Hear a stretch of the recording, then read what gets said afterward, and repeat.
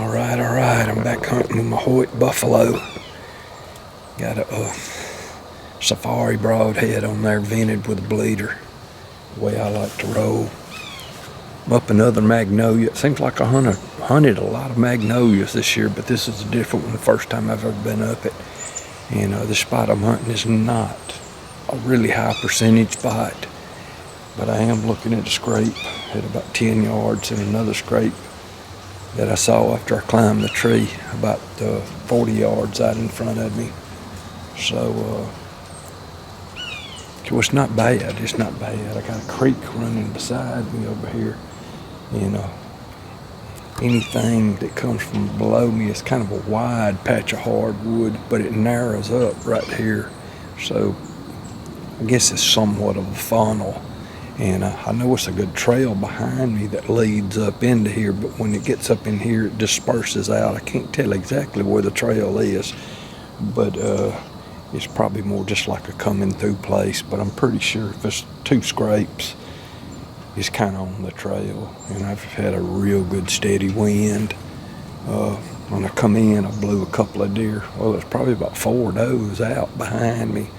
And there's a green field back there, and my dad, he feeds hogs back there all the time, and the deer eat some of the corn that he feeds, and it's back probably 400 yards behind me. It's nowhere near me, but I'm sort of cutting that off, I guess you could say, and sort of gearing things up more for bucks. I'm playing less high percentage shots, or less high percentage hunts rather, and going for places where a buck might come through.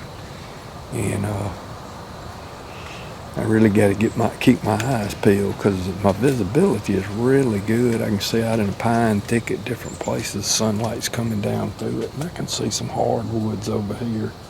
There's a creek crossing right here. I've heard deer in the past cross there at that creek crossing, and this bedding area across the creek and out in these pines this way. So I've got a chance. It's not bad. It's not a bad spot.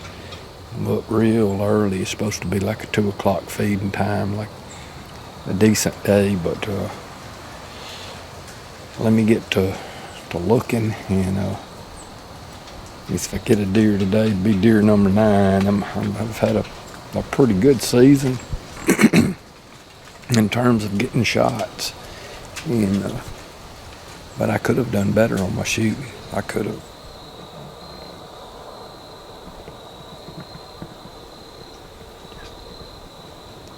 Someone coming down through here.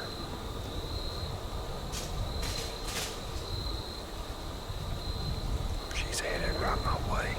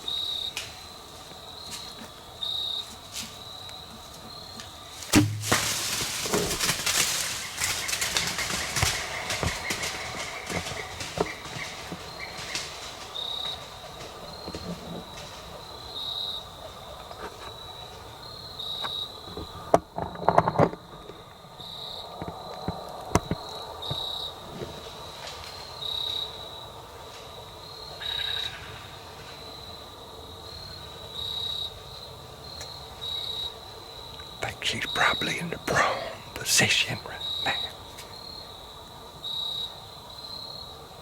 Taking a little nap.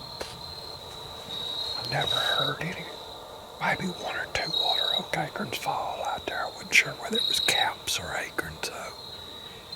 But it's obviously some out there, probably enough up under the leaves that they sniff around, sniff them out, root them out, and eat them. There's the arrow. And there's instant blood as it is a lot of times with these Simmons. It's instant.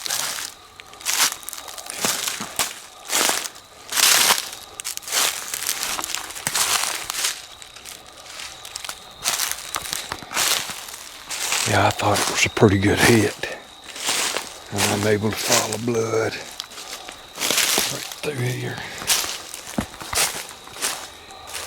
It's pretty much a walking pace.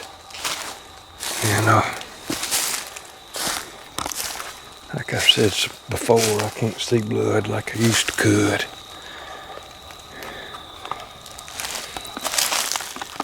Yeah, it looks like she's starting to fill up with blood. Blowing it out pretty good now. You know, I'm able to follow it a little bit better. Oh yeah, getting really good now. Yeah, I'm looking at her. There she is, right up there. Pretty good size old doe.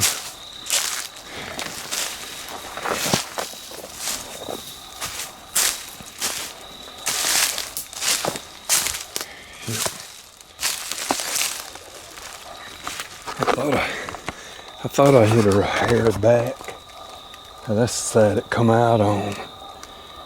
And she's not near as big as she looked when she come in. All these deer down here are just not really big. Yeah, that's one of them not tied in the V double long shots. And I see a little liver hanging out the hole. But she bled good the whole way. I mean, it never was anything other than a walking track, other than the fact that I just can't see blood like I used to. You know, it would have been the kids back in the day when they used to help me, they could have run and tracked this deer. But nice old doe. That's number 9. Number 9 on the year. I'm rolling pretty good.